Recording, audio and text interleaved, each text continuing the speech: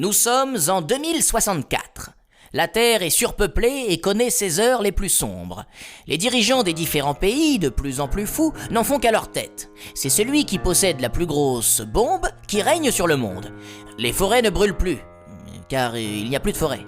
Les gens se lavent à l'essence car l'eau manque, ça pue. Une nouvelle ère mondiale, nucléarisée, dominée par le nucléaire, fait place. Enfin, prend place. Fait place ? Oh, je sais jamais. Enfin, peu importe. Cependant, face à cette fin du monde en devenir, les pays scandinaves ont quitté le club des 27, désormais appelé la non-Union européenne, pour former une confédération. Son nom ? Ecoland. Son but ? Refroidir la planète dans tous les sens du terme. Ecoland, autosuffisant, utilise une énergie propre et tente de réagir par le biais de son éco-dirigeant, John Eudes. Ne me demandez pas d'où vient ce grain de voix, ce ton à la fois investi, américanisé, épique, car tous les narrateurs ont cette voix, à l'image des journalistes et de leurs intonations tout à fait particulières. Cette introduction donc, longue, détaillée, touche à son terme. Place à l'histoire. Que va faire John Eudes pour sauver le monde ? Va-t-il prendre la bonne décision ?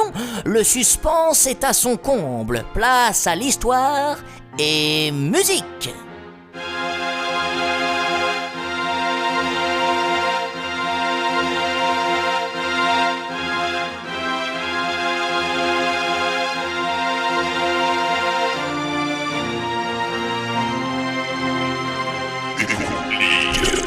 Première partie, scène 1, le conseil de défense. Oui, car c'est moi aussi qui dis le nom des scènes.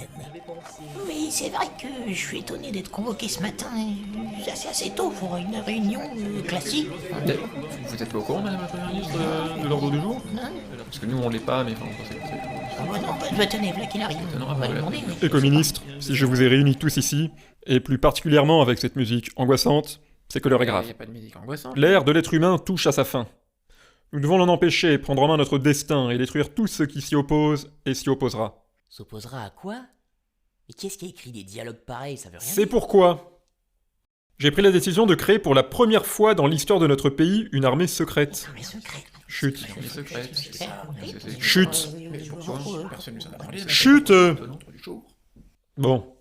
Une armée secrète, je disais, capable d'éradiquer tous les dirigeants actuels maléfiques qui n'ont que faire du réchauffement climatique.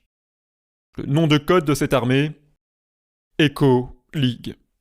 Pardonnez-moi, monsieur le président, La parole vous est donnée, madame la première ministre. de qui se compose cette ligue ? Des meilleurs.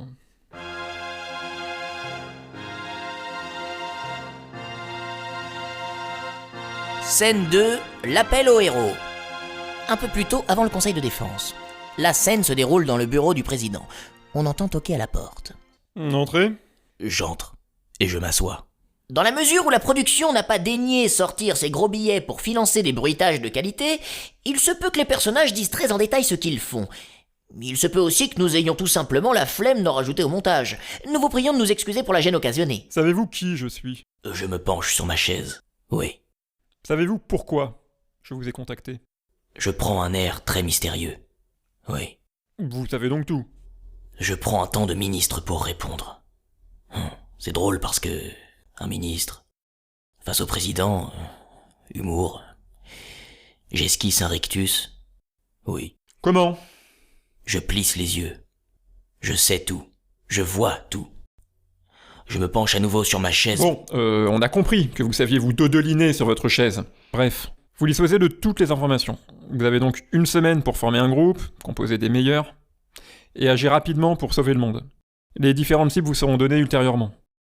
Pour plus de clarté et de confidentialité, vous ne passerez que par moi. Sommes-nous bien clairs ? Oui.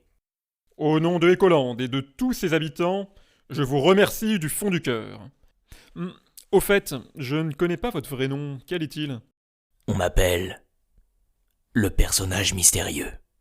C'est original. Si je puis me permettre, pourquoi cette voix mystérieuse ? J'ai la crève. D'accord. Oh, et une dernière chose. Inutile de vous dire que... vous avez carte blanche. Nom de code, Eco-League. Je le savais déjà.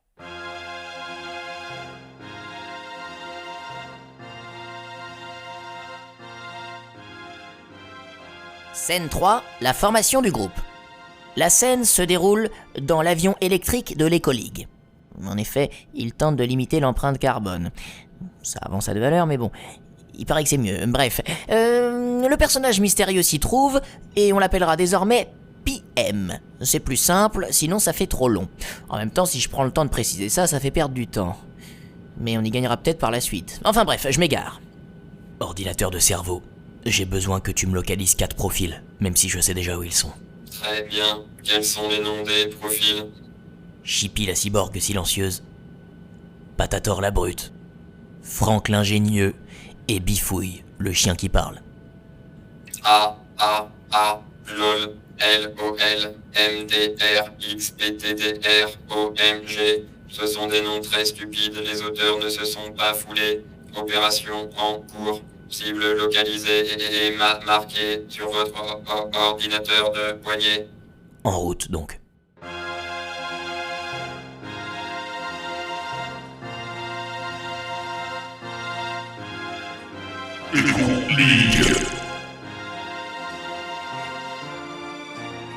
La scène se déroule dans un bar. Oui, car figurez-vous que malgré les épidémies, les guerres, les tsunamis, tout ça, ils sont toujours ouverts.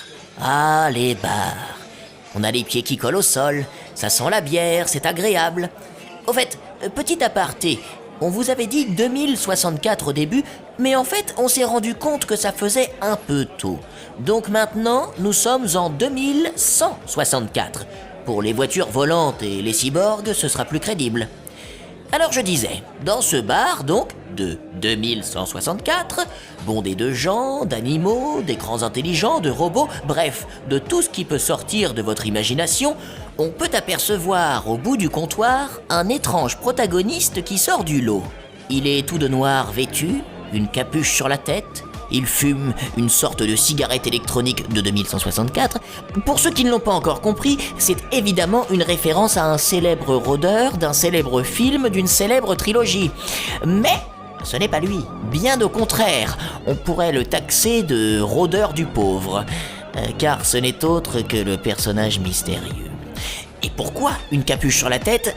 Car ça lui donne un air plus mystérieux. Soudain, une lame lui est tendue au ras de la gorge. C'est Chippy, la cyborg silencieuse. Personne ne l'a entendu arriver. Et comme son nom l'indique, c'est une cyborg et elle est silencieuse. Elle est de taille moyenne, très jolie, des cheveux châtains, rasés d'un côté et mi-longs de l'autre, un œil bleu et un œil marron. C'est un peu le David Bowie des cyborgs. Elle porte une combinaison intégrale en cuir qui laisse délicieusement apparaître ses généreuses formes. Oh, Chippy. Oh, hop, c'est un podcast, calmez-vous. Si vous voulez aller plus loin dans vos idées perverses, il y a des sites qui sont faits pour ça. Attention, ces sites sont strictement réservés aux adultes, même si on sait très bien que vous avez commencé à y aller avant vos 18 ans. Bon, place à l'histoire. Alors, on n'est pas sur ses gardes? Y aurait-il du laisser-aller de la part de notre cher PM? Si je me tenais sur mes gardes, je n'aurais pas pu te trouver et te faire venir jusqu'à moi, Chippy la cyborg silencieuse. Mais ça, tu le savais déjà, et je le savais déjà. T'as vraiment pas changé, toi. Scott? C'est le nom du barbeau. C'est un barman qui se trouve être un robot, un barbeau. Une vodka kérosène pour moi, avec une pointe d'huile de vidange au shaker ou à la cuillère. Tu fais comme tu veux, je m'en tape. Et pour monsieur, un sirop de canneberge. Il boit pas d'alcool? Il est mystérieux. Ça marche, ma puce, je te fais ça. Bon, parlons sérieusement. Qu'est-ce qui amène ton joli petit derrière ici? J'ai besoin de toi pour sauver le monde et empêcher la Terre d'exploser. Ok. Et j'y gagne quoi? Un monde qui n'explose pas et qui est sauvé, en fait. Pas bête. C'est tentant. J'ai un boulot à finir pour un gars et ensuite... j'en suis. Et voilà vos boissons. Allez, régalez-vous. C'est la maison qui offre. Trop cool. Merci, Scott. Alors, à notre survie? Chin. Il trinque. À l'instant où Chippy s'apprête à boire son verre, 2 personnages entrent en scène. L'un des 2 lui vole son verre et le boit cul sec. Silence dans le bar. Chippy, merci pour le verre. Alors, on dit pas bonjour, on présente pas les copains. Bah ouais, c'est vrai ça, on présente pas les copains. T'as cru que t'allais nous prendre par surprise, mais c'est nous qui t'avons prise par surprise. Ouais, c'est nous, ouais. Ferme-la, je te dis. Kyle? Doyle? Heureuse de vous revoir. C'est qui? L'affaire dont je te parlais. Je le savais. Bon, faites pas trop les malins, vous êtes pas en position de force ici. Ouais, faites pas trop les malins, vous êtes pas en position de force ici. Allez, aboule le fric, la Chippy, et dépêche-toi si tu veux pas que je me serve de ce gros calibre que j'ai actuellement entre les deux jambes. Afin de limiter toute confusion, une clarté s'impose. Doyle, le méchant à la voix graveleuse, est un adepte du blorkisme, une pratique qui consiste à se faire greffer des armes à différents endroits du corps. Et chacun ses convictions. J'en connais deux qui ont sous-estimé Chippy. Et pourquoi tu la ramènes, toi? Tu veux que je t'explose la tronche, c'est ça? Ouais, tu veux qu'il... Ouais, tu veux qu'il explose la tronche, c'est ça? Tu veux qu'il explose la tronche, c'est ça? T'en auras pas le temps, crapaud. Ah ouais, pourquoi ça? C'est vrai ça? Pourquoi ça? Chippy a plus d'un tour dans son sac. Elle est tellement rapide que personne ne l'a vu faire, mais juste avant que tu ne boives dans son verre, t'ayant vu arriver, elle y a introduit une capsule de cyanure dont l'effet sera actif d'ici... Je regarde ma Grolex. Ceci est un placement de produit. 15 secondes. Tu cherches juste à me faire flipper. Et si elle est si rapide que ça, comment t'as pu la voir faire, hein? Allez, j'en ai marre de vos tronches. Doyle, le blorkiste, s'apprête à dézipper son pantalon pour utiliser son gros calibre, mais il tombe raide mort la tête sur le comptoir. Je l'ai pas vu, mais je le savais. Sacré PM. On peut vraiment rien te cacher à toi. Je vais vous désinguer, bande d'enfoirés! À ce moment précis, Chippy saute sur Kyle, l'étrange personnage qui nous fatigue les oreilles depuis 2 minutes, et le décapite avant même que quiconque ait pu réagir. Le sang gicle sur le comptoir, il y en a partout, c'est dégueulasse. Heureux de voir que tu n'as pas perdu tes réflexes. Désolé pour ton sirop de canneberge. J'avais plus soif, je le savais. Une voix sortant de l'ordinateur de poignée de Chippy. Une montre connectée en fait. Vous venez d'être crédité de 3600 ribles pour la mise à mort de 2 dangereux fugitifs. J'imagine qu'on n'est pas que 2 dans cette histoire. On va chercher qui? Pas t'as tort.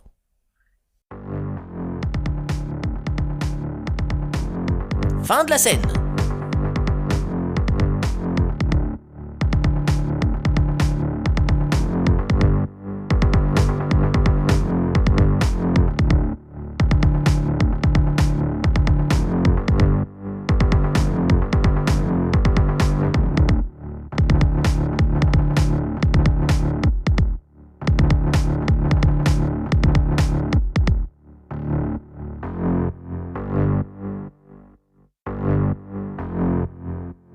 Echo League.